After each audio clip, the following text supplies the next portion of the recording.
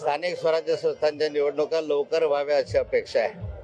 आता 4 वर्षापासून स्थानिक स्वराज्य संस्थांच्या निवडणुका रखडलेल्या आहे, नगरपालिकांच्या काही जिल्हा परिषदांच्या, आणि माननीय सर्वोच्च न्यायालय तारीख पे तारीख असं त्या ठिकाणी चालू आहे।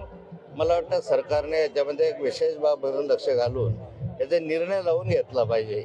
बाकीचे निर्णय तर लागतात, मग याच्या निर्णयाला उशीर का होतो, या निर्णयाकडे विशेष वकील लावणं, विशेष लक्ष देणं, कारण स्थानिक स्वराज्य संस्थांच्या निवडणुका अत्यंत महत्त्वाच्या आहेत।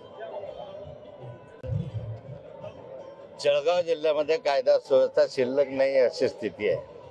मोठे शहरं जे आहेत म्हणजे जळगाव, भुसावळ, चाळीसगाव, मळण्यासारखे या शहरांमध्ये दर आठवड्यातनं 1-2 तरी खून व्हायला लागले, दरोडे व्हायला लागले, चोऱ्या वाढल्या, गुन्हेगार सापडत नाही अशी स्थिती आहे। वाळू माफिया मोठ्या प्रमाणावर यायला लागले, महिलांचा विनयभंग व्हायला लागलेला आहे। माझं म्हणणं या साऱ्या घटना घडत असताना गुन्हेगारांचा शोध लावला पाहिजे।